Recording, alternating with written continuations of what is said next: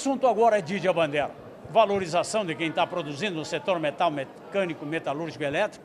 Estamos aqui no Hotel Intercity valorizando empresas, como a gente vê aí, o pessoal lá de Veranópolis, da Metalúrgica Buzin, a Gepanis, enfim, apesar de toda a crise e a complexidade para produzir, a gente tem bons exemplos para mostrar para quem está chegando, valorizar quem está no mercado e do jeito que a crise chegou e forte, as oportunidades também estão aí para a gente realmente fazer a diferença, produzir melhor, ser mais agressivo e tem muito mercado para conquistar, né, Gaston? Essas três empresas que estão sendo agraciadas hoje é um exemplo, né, que superaram a crise, são empresas relativamente novas, né, em termos de mercado, né, de tamanho de empresa e também de idade.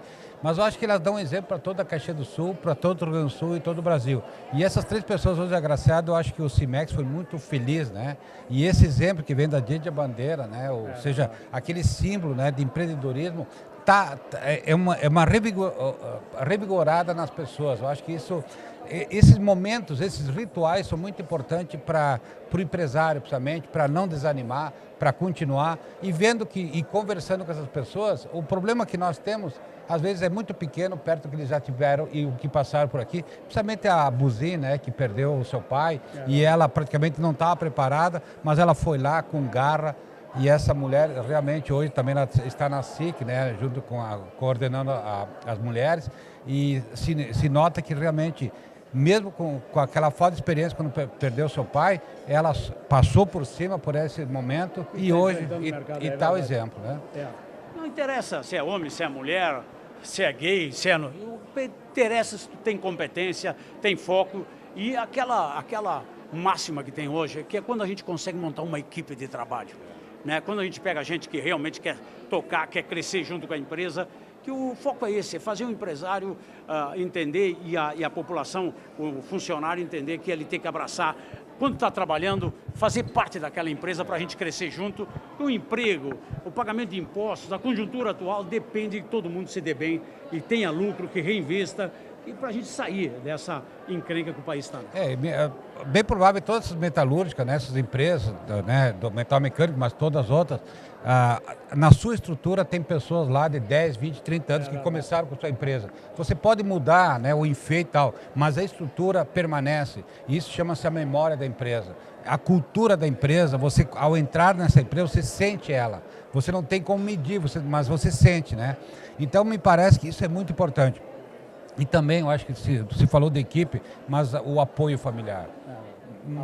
A base, ou seja, praticamente, e você sabe que você é empresário também, você deixa a família para um segundo plano. Eu acho que isso, mas é a realidade, né? A gente reclama, eu vejo que nesse momento que se discute a aposentadoria do Brasil, se diz, não, mas a minha categoria é diferenciada e tal. Eu acho que a categoria mais diferenciada hoje chama-se empresário. O empresário, ele larga, às vezes, a sua família, a sua vida pessoal. Dificilmente um empresário da nossa Serra Gaúcha tirou 30 dias de férias na sua vida, a menos que seja por doença, né?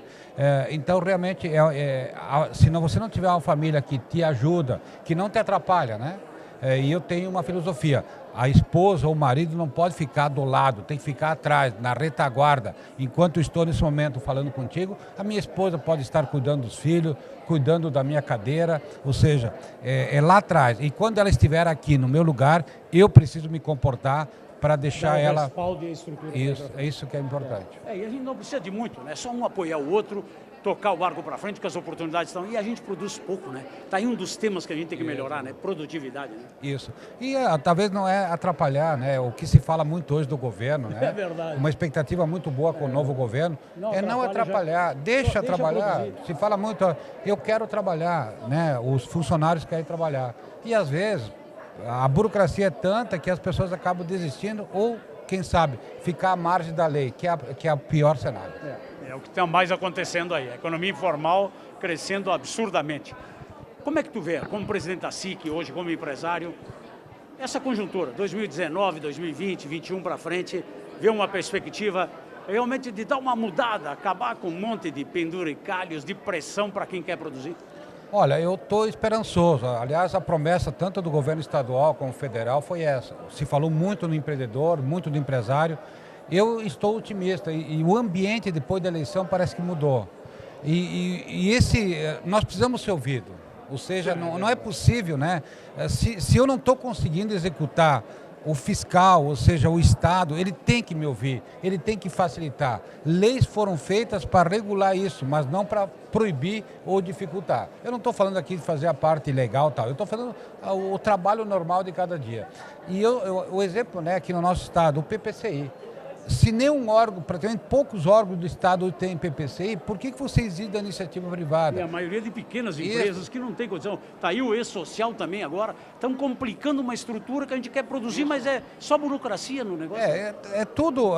Praticamente hoje você tem 3 pessoas no balcão vendendo e você tem 4 pessoas na retaguarda. Não pode acontecer isso. E uma coisa eu acho que é muito importante.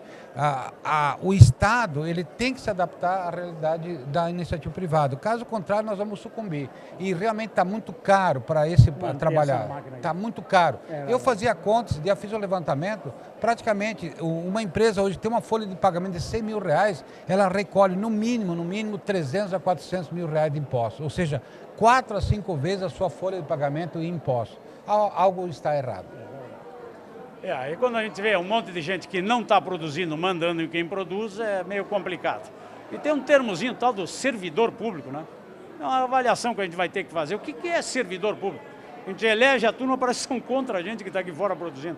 Coisa é complicada. Mas um Didia Bandeira desse dá um fôlego, um up. Nós fechamos 2018 com boas notícias e com bons exemplos. Olha, é o que eu falei, como presidente da SIC, eu tenho ido em muitos locais, eu acho que os rituais são importantes. E esse ritual do Didia Bandeira, ele já é esperado pela comunidade de Caxias, né? Ele renova, né? E chegando o final do ano, Natal, é um momento de renovação. E eu acredito muito que é preciso renovar. Dia 1º a gente chega cansado, mas no dia 1º já está pronto para o trabalho. Palavra do presidente da SIC de Caxias, comandando aí, representando toda uma região aqui, que a gente se orgulha diariamente aqui no CQ7 TV, como na Rádio Caxias, de passar para vocês. É gente de qualidade fazendo uma comunidade melhor para todos.